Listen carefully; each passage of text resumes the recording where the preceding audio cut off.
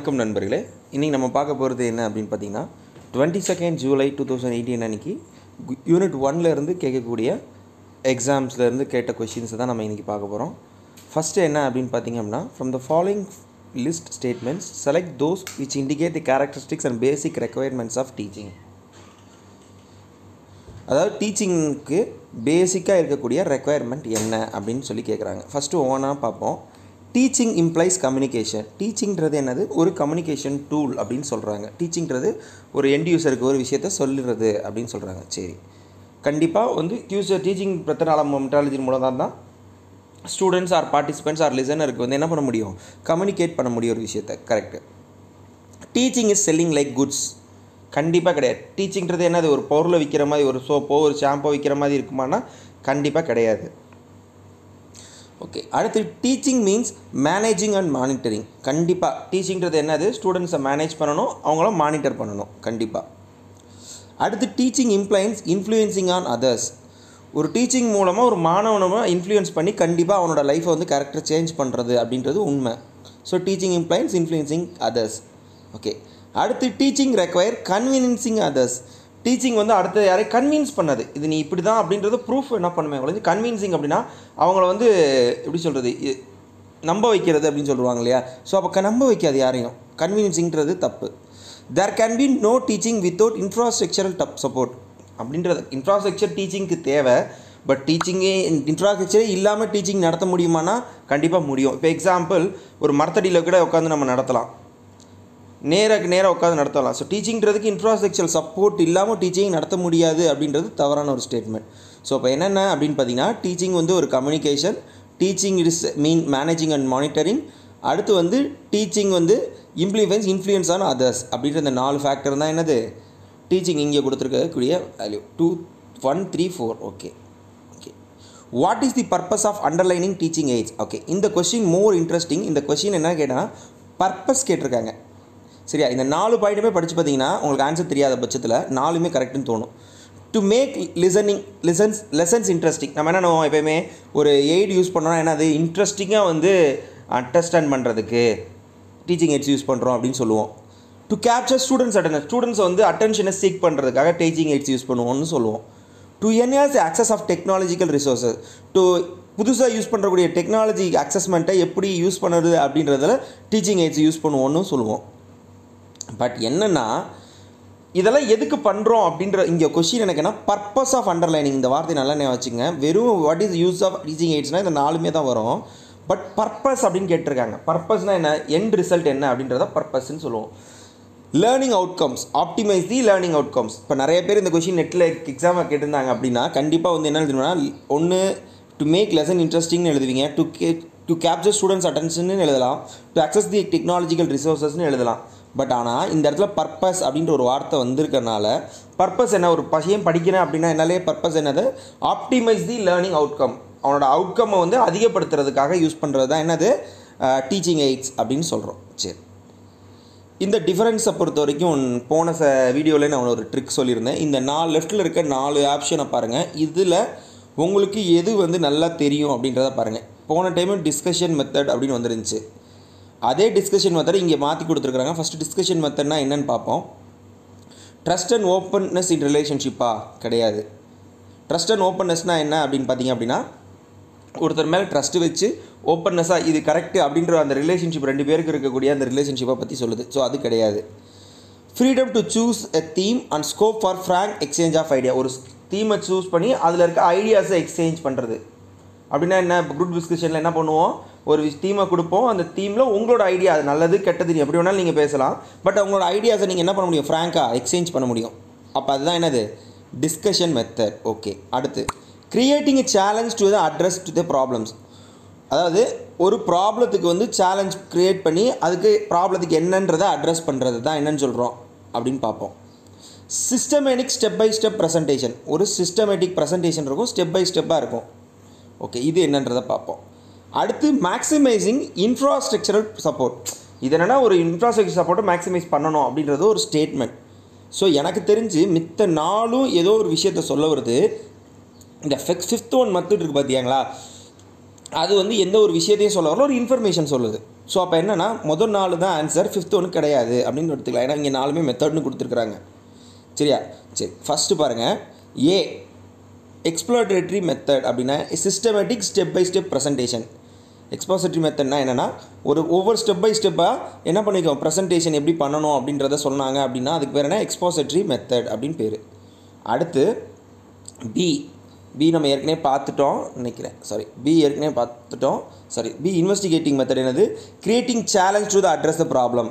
இன்வெஸ்டிகேட்னா என்ன பண்ணுவோம்? ஒரு விஷயம் பகுத்து ஆராய்வோம் இல்லையா? அப்போ என்னது? ஒரு சேலஞ்சு, உங்களுக்கு கொடுக்கப்பட்ட சேலஞ்சை வந்து என்ன பண்ணுவோம்? அதை எப்படி அப்படின்னு சொல்லி பகுத்து ஆராய்ந்து கொடுக்குறோம். அட்ரஸ் தி ப்ராப்ளம், இன்வெஸ்டிகேட் அப்படின்னு ஞாபகம் வச்சுங்க. இன்வெஸ்டிகேஷன் படம்லாம் பார்க்குறோம்ல, ஸ்டெப் பை ஸ்டெப்பாக ஒரு ப்ராப்ளம் கொடுப்பாங்க, அந்த ப்ராப்ளத்துக்கு இதுக்கடுத்து அப்படின்னு அட்ரஸ் அந்த ப்ராப்ளத்தை கண்டுபிடிப்போம் இல்லையா? ஸோ அதுதான் இன்வெஸ்டிகேட்டிவ் மெத்தட் அப்படின்னு பேர். அடுத்து டிஸ்கஷன் மெத்தட் ஏற்கனவே சொல்லிட்டேன். Freedom to choose the theme on scope of frank exchange of ஐடியாஸ்னு. Okay, already 5th method, 5th answer இல்லைன்னு சொல்லியாச்சு. அப்போ என்னது? பர்சனலைஸ்டு மெத்தட் அப்படின்னா ட்ரஸ்ட் அண்ட் ஓப்பன் ஷேர். பர்சனலைஸ்ட்னா என்னது? எப்போயுமே ஒருத்தரை பற்றி பர்சனலைஸ்டாக எனக்கு தெரிஞ்சிருக்கும் அப்படின்னாலே அவர் மேலே என்ன வைப்போம்? ட்ரஸ்ட் இருக்கும். சரியா? பர்சனலைஸ்ட் ஒருத்தர் மேலே நம்பிக்கை வைக்கிறனால ட்ரஸ்ட் இருந்தால் தான் அவர் மேலே நம்பிக்கை. That is called as personalised method. Trust and openness in the relationship அப்படின்னு பேர். சரியா? ஓகே, அடுத்து below are the statement pretending to evaluation system, identify correctly explain them. சரி, evaluation system. ஃபஸ்ட்டு இதில் பார்த்தீங்க அப்படின்னா சிஆர்டி அப்படின்னா கிரைட்டீஷியன் ரெஃபரன்ஸ் டெஸ்டிங் அப்படின்னா என்னென்னா it is on delimited of domain of learning task அப்படின்னு சொல்லியிருக்கிறாங்க. அப்படின்னா என்ன அப்படின்னா it is a style text which used to text success of guarantee statement of above students behavior that can be expected perform with the score. அதாவது சிஆர்டினா first என்னன்னு தெரிஞ்சிங்கன்னா, ஒரு student வந்து ஒரு மார்க் பேஸ் பண்ணி ஒரு கால்குலேஷன் கண்டக்ட் பண்ணுறோம். எதில் அப்படின்னா அவங்களோட பிஹேவியரை பேஸ் பண்ணி ஸ்கோர் பண்ணிங்க அப்படின்னா that is called as CRT, criterion reference testing அப்படின்னு சொல்கிறாங்க. அடுத்து என்ஆர்டி அப்படின்னா நாம் ரெஃபரன்ஸ் டெஸ்டிங் அப்படின்னா என்னென்னா it is a position to test an individual predefined population with respect of trait being measured. அப்படின்னா ஒரு குறிப்பிட்ட பாப்புலேஷன் இவ்வளோன்னு தெரிஞ்சு அவங்களோட ட்ரைட் என்ன அப்படின்றத மெஷர் பண்ணோம் அப்படின்னா அது என்னன்னு சொல்கிறோம்?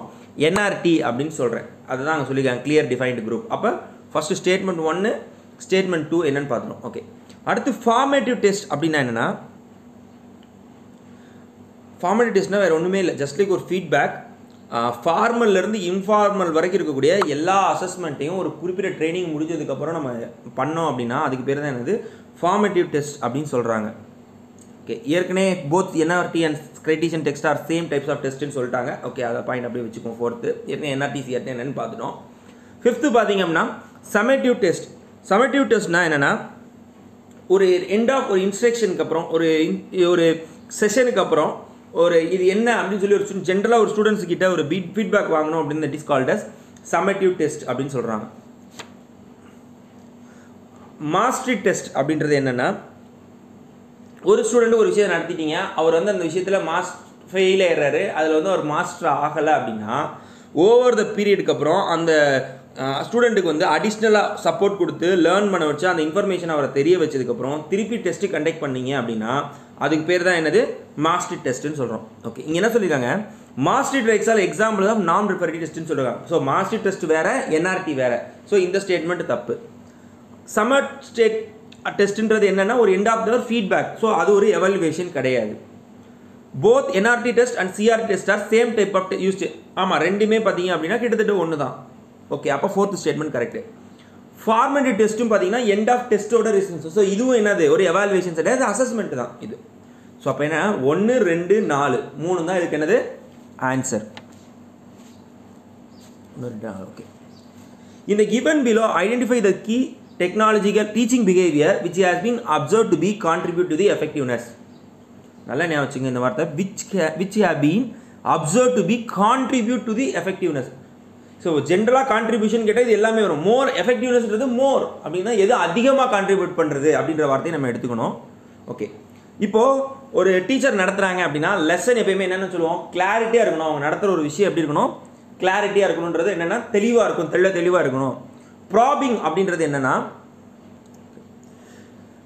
ப்ராபிங் அப்படின்றதுக்கு இந்த ரெண்டு மீனிங் கொடுத்துருக்காங்க. ஒன்று என்கொயரிங் க்ளோஸ்லி, ஒரு விஷயத்தை வந்து க்ளோஸாக வாட்ச் பண்ணி பண்ணுறது, இல்லை ஃபிசிக்கலாக எக்ஸாமின் பண்ணாமல் ப்ராக்டிகல்ஸ்லனா ஒரு விஷயத்தை எடுத்து எக்ஸ்பிளைன் பண்ணுறோம் இல்லையா, தட் இஸ் கால்ட் அஸ் என்னது ப்ராபிங் அப்படின்னு சொல்கிறாங்க.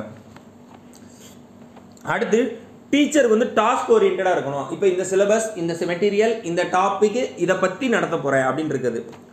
Teacher success, student success rate அப்படின்னா எவ்வளோ பேர் நீங்கள் நடத்துறீங்க, உங்கள் கிளாஸில் எவ்வளோ பேர் பாஸ் ஆகுறாங்க அப்படின்றது ஸ்டூடெண்ட் சக்ஸஸ் ரேட்டுன்னு சொல்கிறோம். தென் இன்ஸ்ட்ரக்ஷனல் வெரைட்டி, இப்போது ஒரே மாதிரி நடத்தாமல், ஒரு லெக்சர் மெத்தடே நடத்தாமல், இல்லை ஒரு ஆக்டிவிட்டி மட்டும் நடத்தாமல், இல்லை ஒரு கேஸ் ஸ்டடி நடத்தாமல் ஆக்டிவிட்டி பேஸில் நடத்துறது, ஃபன் கேம் மூலமாக கொண்டு போகிறது, இந்த மாதிரி டிஃப்ரெண்ட் வெரைட்டி ஆஃப் மெத்தட் தான் என்னன்னு சொல்கிறோம், இன்ஸ்ட்ரக்ஷன் வெரைட்டின்னு சொல்கிறோம். அடுத்து லாஸ்ட் ஒன் வந்து யூசிங் ஸ்டூடெண்ட் ஐடியாஸ். ஸ்டூடெண்டோட ஐடியாஸே நம்ம யூஸ் பண்ணலாம் டீச்சிங்கில். சில நேரங்களில் தம்பி இதை பற்றி நீ என்ன நினைக்கிறப்பா, இதுக்கு என்னப்பா பெஸ்ட் சொல்யூஷன் அப்படின்லாம் நமக்கு எப்போ இல்லையா, that is called using student ideas. Okay, இப்போ which have been observe to be contribute more effectiveness, எது வந்து ரொம்ப எஃபெக்டிவாக இருக்கும் அப்படின்னா எல்லாமே எஃபெக்டிவாக தான் இருக்கும். பட் என்னன்னா அந்த இன்ஸ்ட்ரக்ஷனல் வெரைட்டி அப்படின்றது என்னன்னா, ஒரே மாதிரி டீச்சிங் எப்பயுமே ஒரு கிளாஸில் நடத்திக்கிட்டே இருந்தீங்கன்னா போர் அடிச்சிடும். பசங்களுக்கு கொஞ்சம் இதாக டிஃப்ரெண்ட்டாக கொடுக்கணும் அப்படின்ற போது different variety of methods adopt பண்ணுவோம் இல்லையா, ஸோ அதுதான் என்ன கொடுக்கும், ஒரு எஃபெக்டிவ்னஸ் கொடுக்கும். ஸோ அதுதான் இன்ஸ்ட்ரக்ஷனல் வெரைட்டி தான் ஆன்சர். ஓகே, இந்த வீடியோ உங்களுக்கு புரிஞ்சிருக்கும்னு நினைக்கிறேன். ஸோ இன்றைக்கி பொறுத்த வரைக்கும் இந்த 2 கொஷின் பேப்பர்லேருந்து 5-10 கொஷின் பார்த்துட்டோம். ஸோ மீண்டும் அடுத்த ஒரு செட் ஆஃப் கொஷின் பேப்பரில் உங்களை மண்டே சந்திக்கிறேன். அதுவரை உங்களிடம் விடைபெறுவது உங்கள் வினித் முத்துகிருஷ்ணன். நன்றி, வணக்கம். உங்களோட ஐடியாஸ் அண்ட் சஜஷன்ஸ் ஏதாவது இருந்ததுன்னா தாராளமாக கமெண்ட் செக்ஷனில் தெரிவிப்பீங்க. மீண்டும் உங்களோட ஐடியாஸ் அண்ட் சஜஷன்ஸோட மண்டே சந்திக்கலாம். நன்றி, வணக்கம்.